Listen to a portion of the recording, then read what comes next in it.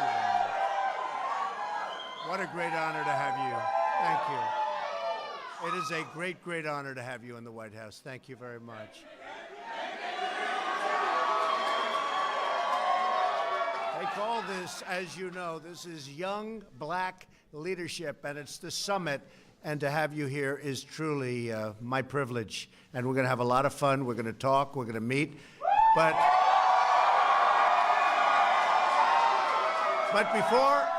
before I do, I'd like to begin, and you are leaders. You're real leaders. I'd like to begin today's remarks by providing an update on the packages and devices that have been mailed to high-profile figures throughout our country and a media organization.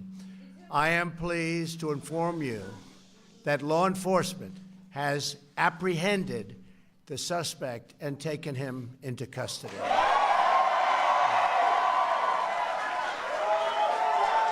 It's an incredible job by law enforcement. We've carried out a far-reaching federal, state, and local investigation to find the person or persons responsible for these events. These terrorizing acts are despicable and have no place in our country. No place. I've instructed authorities to spare no resource or expense in finding those responsible and bringing them to swift and certain justice. And we will prosecute them, him, her, whoever it may be, to the fullest extent of the law. We must never allow political violence to take root in America. Cannot let it happen. And I'm committed to doing everything in my power as president to stop it. And to stop it now. To stop it now. I have just concluded a briefing with the Department of Justice following the apprehension of the suspect. I want to applaud the FBI, Secret Service, the Department of Justice, the U.S. Attorney's Office for the Southern District of New York, the NYPD, and all law enforcement throughout the entire country, incredible partners. These people have worked so hard, and to have done it so quickly, it's looking like it's a needle in a haystack. How do you do this so quickly? They've done an incredible, incredible job, and I want to congratulate them.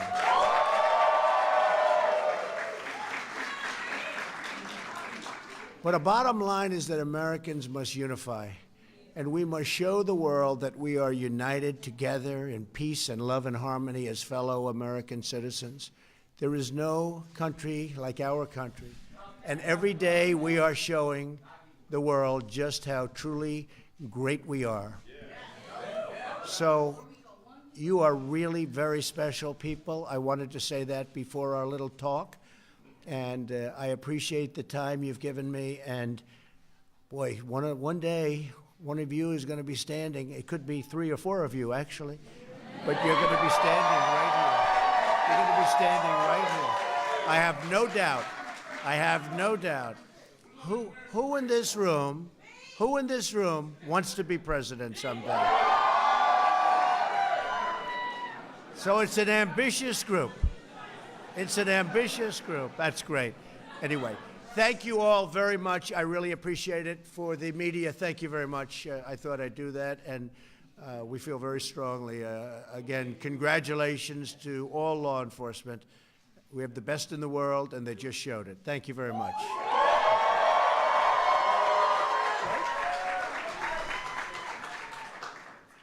Now to the subject at hand. And it is my great honor to be with so many brilliant, and that's what you are, brilliant, courageous, patriotic, and proud Americans. Seeing all of you here today fills me with an extraordinary confidence in America's future and the great, great future of our country. Each of you is taking part in the Young Black Leadership Summit because you are true leaders on your campuses, in your churches, and in your communities. You are leaders. Leaders of the future. You're leaders of the present also. Remember that. You're leaders of youth. But it's really something to be your age, and where are you standing? In the White House. Not bad. Not bad.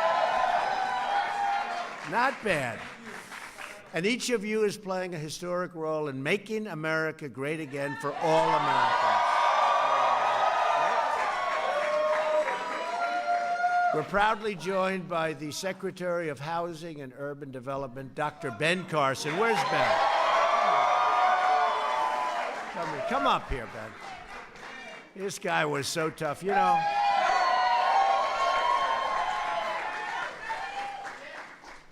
I had to run against him, I want to tell you. He was brutal, he was tough. And he's my friend. He's my friend. It's amazing the way you can respect somebody. You are.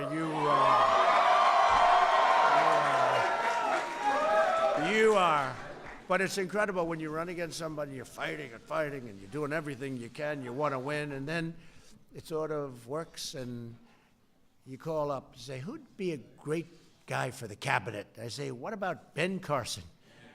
And Dr. Ben, he's one of the greats, and he's our friend. He was some tough customer, though. I don't want to have to go through that again, Ben, right? Well, I also want to thank my friend, Charlie Kirk from Turning Point USA. What a great person. Worked so hard. And Charlie has done a very special job. You know why? He found somebody who's an incredible person. Candace Owens, an incredible person. In fact, Charlie may go down. His greatest achievement may have been finding Candace Owens. I don't know. That's not bad, Charlie. That's not bad. Anyway, two incredible people. Thank you very much, Candace. Charlie, thank you, thank you. Thank you, man. Each of you represents the future of our nation. You know that. You are not afraid to stand up for your beliefs or stand against injustice. You refuse to be told by the same failed voices how to think or what to believe. You understand that. And you see what's happening with our country, how great it is, and how well different groups of people are doing. I mean, nobody would believe this. The Democrats are very nervous, I will tell you. They're, you know, supposed to be automatic. They do nothing for you, and that was supposed to be automatic. Not anymore. Not anymore, right? But you're not intimidated by the forces of political correctness because you embrace your own right to free thought and to free speech. History is fashioned by those like you who step up to the plate and get into the game and get the grand slam home run. I was going to say home run. Let's go for the grand slam home run. Right? That's what you're doing. That's what you're doing, man. That's what you're doing.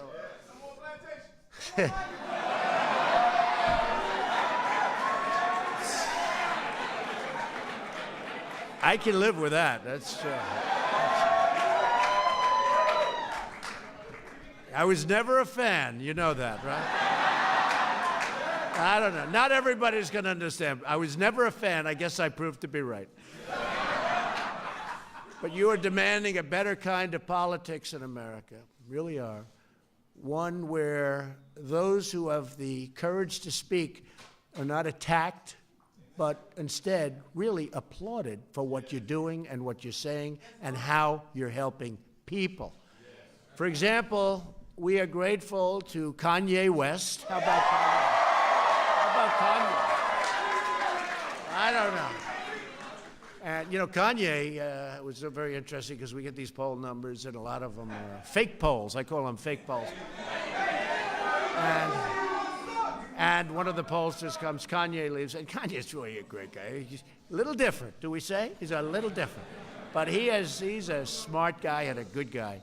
And Kanye came up, and he hugged me, and he's wearing the Make America Great Again cap, and he said, this cap, I feel like Superman. But he understands he's really something very, very special and interesting, and I see why people like him. But he came up, and a couple of days go by, and the pollsters come in. You know, you're falling asleep. They're giving you the same numbers that they've been for the... Sir, what's happened with the African-American community?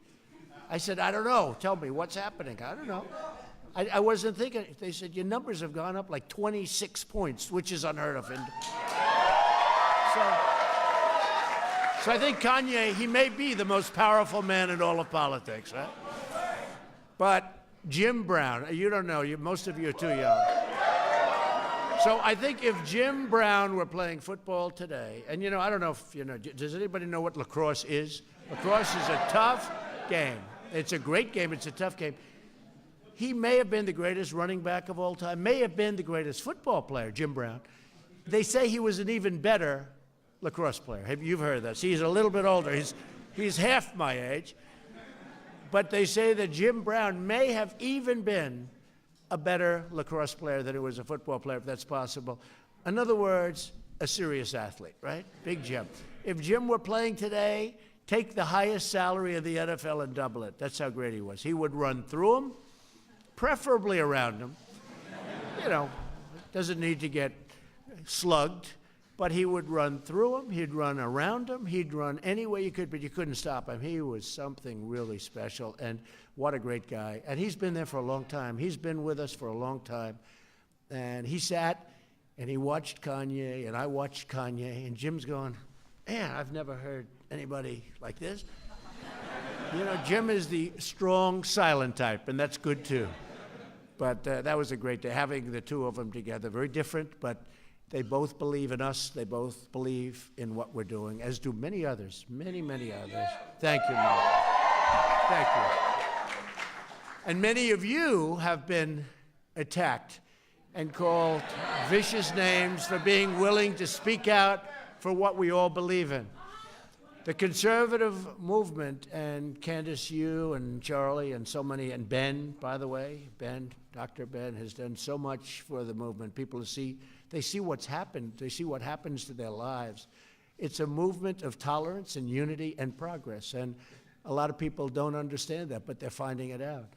They're attacking us because we are speaking the truth, changing people's minds, and proving every day that our policies work and that we are really doing what's right and what's good. And I get attacked also. You get attacked. I get attacked all the time.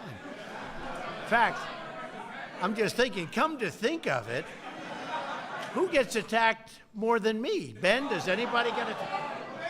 I get attacked. I get attacked. I think maybe more. Maybe more than anybody. I don't know. I can do the greatest thing for our country, and on the networks and on different things, it will show bad. They will take it back because fake news.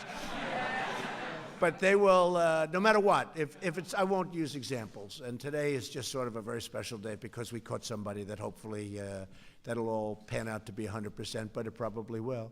But today's a special day for that reason. But, we all get attacked, and we're smart, and we understand where they're all coming from. And there's another word that I could just look at these incredible, beautiful, and handsome faces. See, today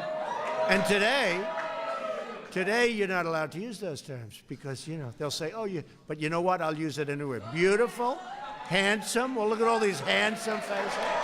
I'll use it.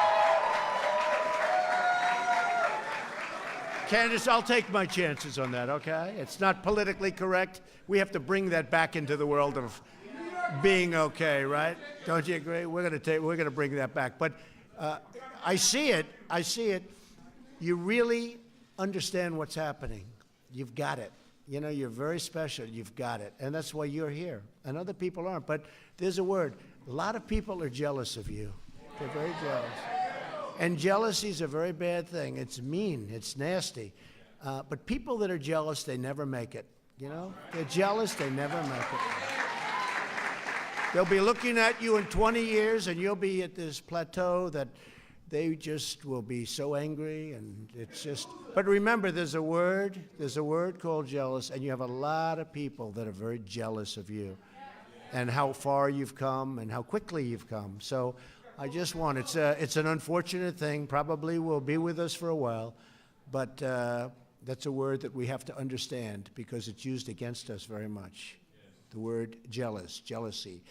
The worst tendency in our politics is to tell people what they should believe based on their race or religion or color or creed. Right?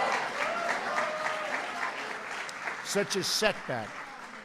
We reject the politics of division, and we embrace the unity of being American. Really great. We are one people, one family, and we are one nation saluting one great American flag. And by the way Jim Brown talked about the flag the other day was great.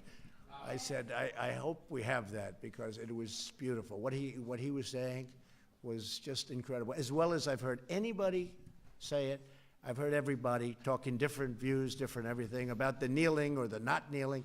Jim Brown, the greatest of them all, Jim Brown talked about the American flag, and we have it, and it was incredible. And these folks have it, and I wish they'd put it on because it was incredible. Our agenda of America First belongs to every citizen, and we will put America first. You know, we haven't been doing that, and we've been taking care of countries that don't even vote for us at the United Nations.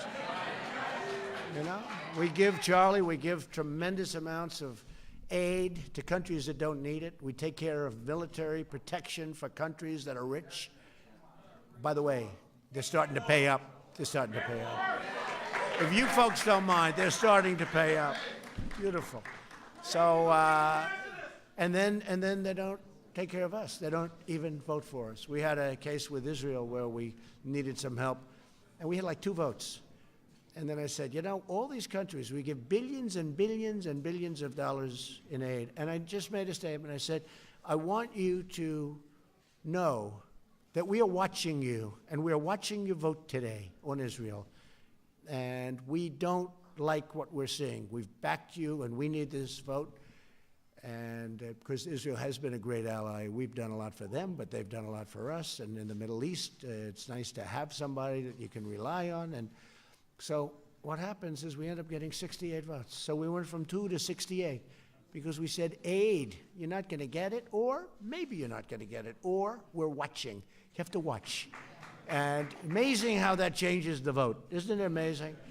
But whether you're African American or Hispanic American or any American, really any American at all, you have the right to live in a country that puts your needs first. So we're so grateful.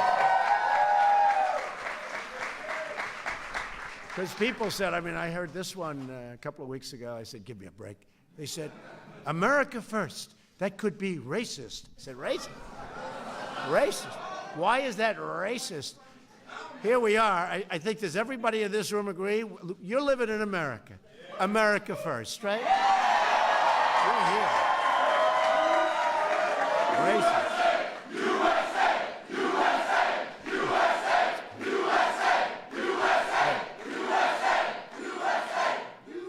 That is really beautiful. This is a beautiful meeting. I have to be honest with you. I go to a lot of them. Some of them I'm, a little bored. I do my thing. I say my words. I say bye, everybody. And I go and I say, it's all right. But this is this is a very exciting period. Every citizen benefits from tax cuts, regulation cuts, and millions more of great paying jobs. Look at jobs. Every citizen benefits from lower crime, safer communities, and school choice. Every citizen benefits from reducing the price of prescription drugs, which we did yesterday, got very little coverage. I was told by a very prominent, congressman, I must say, a few of them, one was a Democrat, very strong, said the reduction of drug prices is more important than health care.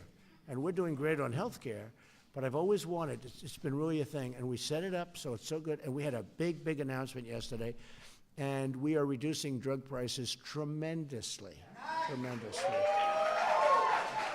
And it didn't get the kind of coverage it should have because it was a big thing. But, they also were competing with this story that took place that now our law enforcement's done such a good job, so maybe that can start to disappear rapidly because we don't like those stories.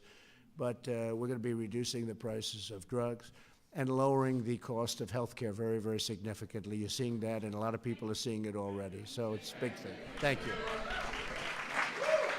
Every citizen benefits when we stop foreign countries from cheating our workers. That's what they've been doing, you know. They're called globalists. They like the globe. I like the globe too. I like the globe too, but we have to take care of our people. We have to. Globalists. Come on. By demanding trade, and you know, when we have trade deals, we have to make good trade deals for our country. So when I took office, trade, we lost $807 billion that year on trade. Think of it, $807 billion. Nobody even knows what it is. What does that mean?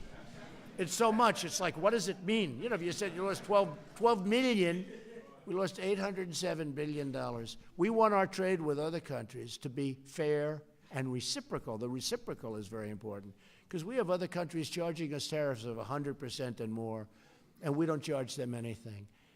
And now we're charging them, folks. Now we're charging. It's going to be, you're seeing a big difference. And every citizen benefits when we have a strong, beautiful border.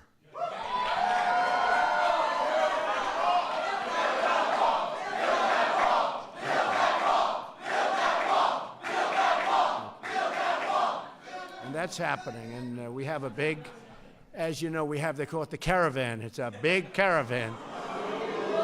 And I called up the military.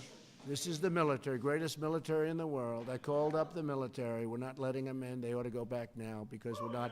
Now, do we want them to apply and come in legally? Absolutely, yes. And millions of people are right now waiting, and they've been working this process for, in some cases, 10 years, and they're almost ready to come in. And then they look on television and they see people just walking in. Not going to happen. It's not going to happen.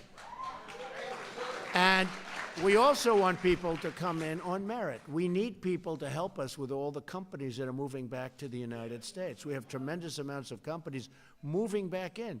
We want people to come in on merit, not people that come in and have no chance of ever loving our country, loving our people. We want people to come in and help us with those companies because the companies really, we have the lowest employment rate we've had in 50 years. We want to be able to get great people to help those companies. But we have tremendous opportunities, tremendous, big, powerful, beautiful companies moving in and coming back. And when you were a little bit younger, like maybe, well, for a long time, I could say this. I could actually go, how about 2 years ago? Companies were moving out like you wouldn't believe, and now they're moving back in, and they're all moving back in. Illegal immigration has been especially harmful to African American communities and also to Hispanic American communities by depressing wages and replacing workers. That's been happening, and it's been very unfair. All Americans have the right to have their laws enforced and their borders protected. We don't have borders. We don't have a country. For decades, right? For decades, policies advanced by Democrats have eliminated opportunity and wiped out good-paying jobs and even great-paying jobs for the black community. You know that. Think of it. Their policies are absolutely adverse to the black community. When I ran for president, I asked black Americans to give me a chance with your vote by saying, what the hell do you have to lose? Remember? Ben remembers that. No, I'm making a speech, and I literally had like 20 points about how badly black Americans are being treated, African Americans are being treated, and it was point after point. Highest crime rate, highest this, worst household ownership, worst edge. I'm reading these points. I'm reading them. And I had never seen them before. They were so bad. The crime was horrible in the African American communities. So I'm reading these points. Every one of them is run by the Democrats, every one of those communities. Every one. So I'm reading it, crime, the worst education, worst median income, everything, just point after point. Highest employment rate in the whole country by far. By the way, African American youth, unemployment rate like 58%, 58%. So I'm reading these numbers, and I just looked up. I say, vote for me. what the hell do you have to lose? Now, I'm going to be honest with you. So I finished the speech, and I got a big applause. But I finished the speech, I walked back, and my people told me, sir. I said, what? You shouldn't have said that. That's disrespectful. I said, what's disrespectful? What the hell do you have to lose? I said, what's disrespectful? And then I said it over and over at every speech. And you know what? My poll numbers, you saw, with African American went up, up, up, up, because they started saying, he's right. He's right. Hey, so much for so-called handlers, folks, right? My handler said, sir, we don't like that. And I said, you know what? People like it. And a lot of people have come up to me and they said, thank you for saying that, because it made a lot of people think. On every side of the equation, it made them start thinking. So I appreciate that very much. Now I want to talk about what we have done, and more importantly, what you have really gained. You've gained a lot, and we've all gained a lot. I promise to be a president for all Americans. And the amazing results that we've all achieved, you've helped us so much in your communities, incredible. But the results really speak for themselves. It was just announced last quarter that the economy beat all expectations, growing at 3%, 3.5%, and now they think it could be well into the 4s. They just announced an estimate of 3.5, and these are numbers that were not even thought about. In fact, if during the process of going against in the primaries, and Ben, you understand this, if I would have ever said 3.5 or 4%, last quarter was 4.2%, it was 4.1, they elevated it to 4.2, people would have said that is the most dishonest statement for somebody to say that. So 3.5. And consumer spending is surging like they haven't seen. The African-American unemployment rate has hit the lowest level ever recorded in the history of our country.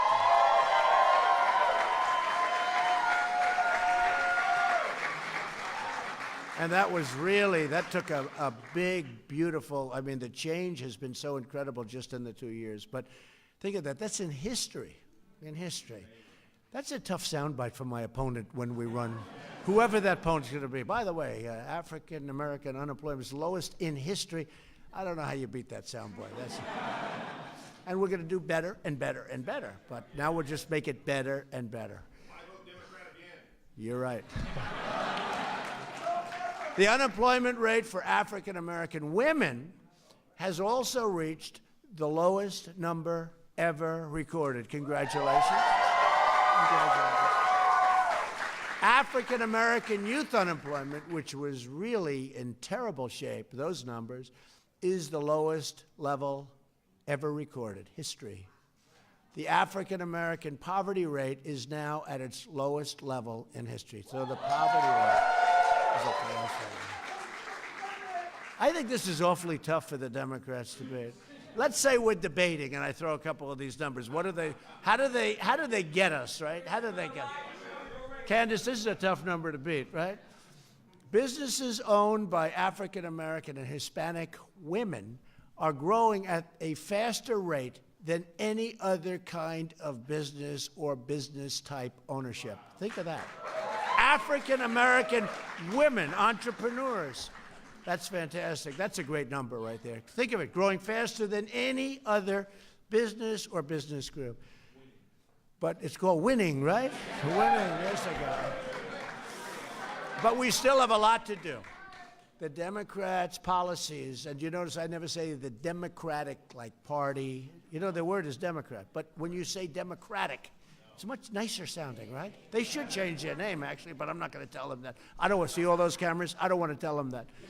But they say the Democratic Party. It's not that. It's called the Democrat Party. It doesn't sound good, right? I hate it. I hate to say it. You know, you're making a speech, and then you say the Democrat Party, and a lot of people say, oh, it should be the Democrat, because it sounds so much better. They should actually change the name. I'm giving them free advice. Change the name, because we'll still beat them. Their policies are no good, so it doesn't matter. Right? But Democrat policies have led to unsafe communities, failing schools, over-incarceration, which is a big thing that Jared Kushner is working on. There's Jared. Look at Jared. Hi, Jared. He talks about that, the prisoners, and they get out and they couldn't get jobs now. You know, it's one stat that I wasn't going to even mention today. It wasn't in part of it, but we're very proud. Jared Kushner has worked so hard on this, and beyond anything you can believe. Maybe he feels more strongly about this than any other thing you're working on. He's working on some very exciting things. But now, for the first time ever, think of this, prisoners, because the economy is so strong, for the first time, prisoners are getting jobs. And you know what's happening? They're getting a second chance. And I think, frankly, the African-American community, it's not a point I ever bring up because, you know, you don't associate it with anything, but except for the prisoners themselves. But the African-American community appreciates that maybe more than anything we've done. And maybe I should stop bringing it up.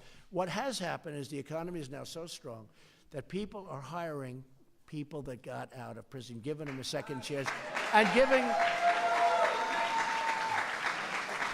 giving them a third chance, really, and giving them a lot of chances in some cases. But I'll tell you what, I've spoken to friends of mine who would have never, it wasn't even on their radar.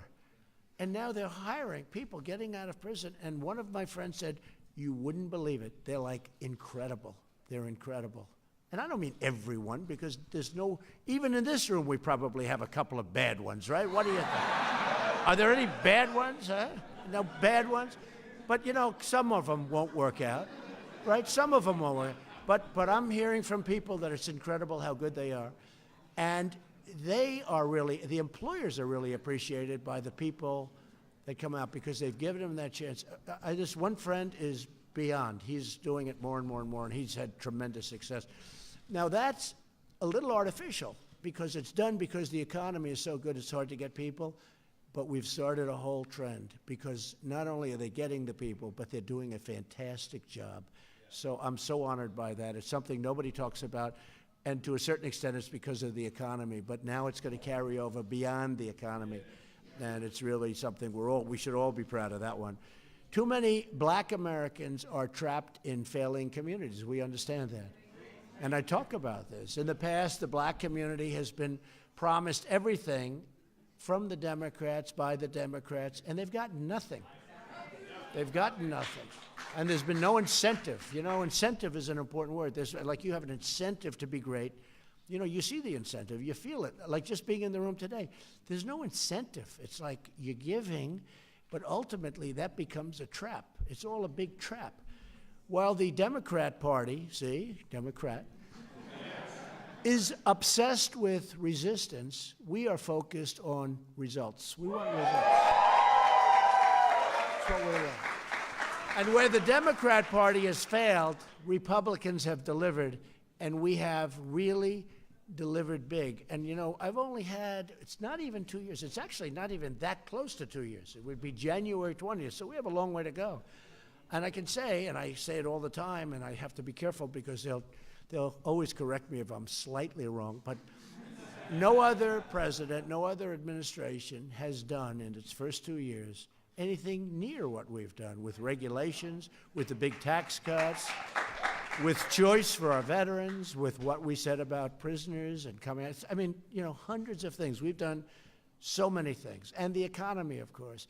And remember one thing, because I always consider him to be a true great, and people never give us credit for this. Abraham Lincoln was a Republican, right? Right? I was having arguments with people. We were talking about what the Republicans were doing, and I don't know. I wasn't probably on my game, and I wasn't doing so well, and I just blurted out. And I said it's strong. I said, but Abraham Lincoln was a Republican, and I won the argument. I just said that. Abraham, Honest Abe. I wonder if he was really that honest, but you know what? Let's assume Honest Abe was Honest Abe. But he was a Republican. Your leadership helps our entire country see that the Republican Party is growing, and it's true. It's becoming a vibrant party because of you, and youth all over, but because of you. And it's growing like never before. It's a party of opportunity. It's a party for all Americans, regardless of race or religion or gender. And we're fighting for the right of every American child to grow up in a safe community. So important. You know, sometimes you'll say, we want strong action, we want safety. And they'll say, well, is that a racial comment? Is that a racist comment? You know, we want safety. We don't want people hurt when they go and buy bread. And I've been with too many people. They've lost their sons, they've lost their daughters to just bad policy. And they're devastated, and they're devastated. And then they go out and they vote for Democrats, and it just doesn't make sense. Never made sense to me. So, and I think the people in this room probably understand it even better than I understand it. Never made sense.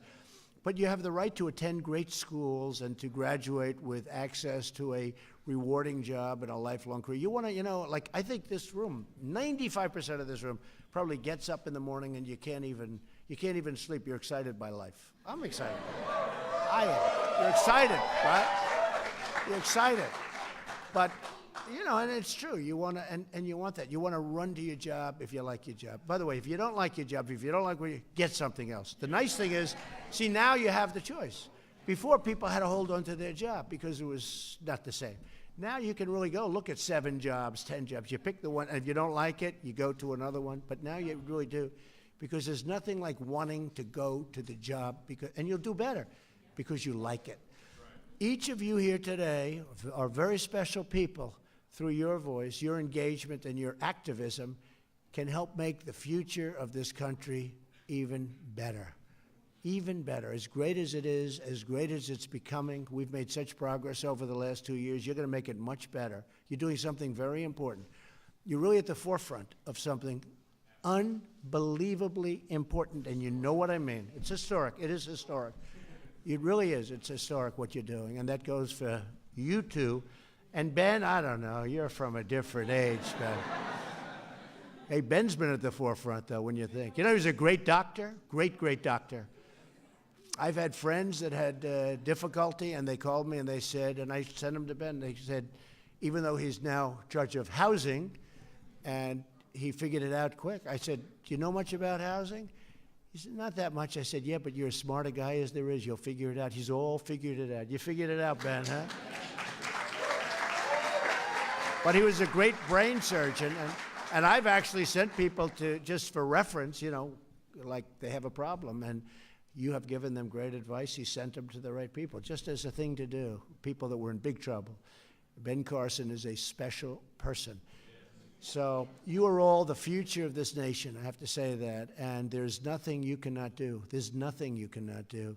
And you're not alone. You're giving courage to others. You're opening up their minds. And to start fighting, you're really fighting for real change. This is real change, and you're not even fighting for it. You're doing it it's like you're just doing it. We don't even have to fight for it. Once you're on the right path, you don't have to fight for it. You're just doing it. It's just happening. And it's happening, again, because you love what you're doing. You see it. You have well, thank you. And you have a clear, and I love you too. But you have a clear vision. You know, it's a clear vision. When you do that, you don't even have to fight. But if you meet every day with optimism, I say it all the time, if you confront every obstacle with determination, never quit. Do we have any quitters in this room? Anybody quit? Not one hand is here. Are you raising your hand? You don't look like a quitter. This is waving to me, not, thank you. If you face every challenge with confidence and pride, really like Candace has done. I mean, I saw Candace originally with Kanye again. This Kanye is something, right? But just unrelated. And I said, who is that, right? But you. And here we are. Look how she's like a rocket ship, right? Boom. Then there's really no goal you cannot achieve and no dream beyond your reach. Nothing. And you will. There will be people in this audience, I really believe that will be standing here someday. So do what you love, look out for your neighbors, care for your fellow citizens, and always keep the courage of your convictions. And you've got that courage. Never, ever stop fighting. Always do something you believe in, but never, ever quit. Never, ever give up. You know, I know a lot of people over the years, And I went to a great school, business school, the Wharton School of Finance, a great school, one of the really great schools. And we graduated, and I watched the smartest and the less smart. They were all smart, but they were a little less smart. And some of the really great geniuses, they didn't make it nearly as big as others because they didn't know how to win. They didn't fight as hard. They tended to quit a little bit sooner. Never, ever give up. Never, it's the biggest thing, never quit. Make sure your vision's right. Your vision is right. Make sure, no, it is right. I mean, other people have a wrong vision. Never going to happen. They're never going to make it. I mean, I can tell you right now that the forces are too strong. They're never going to make it. Your vision's incredible. But never give up. Never. I've seen so many people, such talent, great geniuses. They don't have that little extra kick. You see it in sports all the time. That's the great thing about sports, the metaphors. You see it where somebody's this great champion, and you don't know why is that person just better than others, because it's this, the heart. It's the heart. So you're Americans, and the future belongs to you. You're great Americans, and I have to say it's my honor to have all of you at the White House. It's a very special place. Think of it, started in really about 1792. Now, that's old, but you know, when I left China, I said, man, they consider this a modern building, right? I was with President Xi, because we're making a very good trade thing. They want to make a deal so badly. And I said, you're not ready yet. No, you're not ready. No, I told them you're not ready yet. I did say that. They've never heard that before, but I said, you know. But, you know, when they see a building that's, you know, a 1790 type version building, what they say to themselves, you know, that's like a new building. So, but for this country, this is in 1790. If you remember number 6, I'm 45, number 6, President number 6, you know who that was?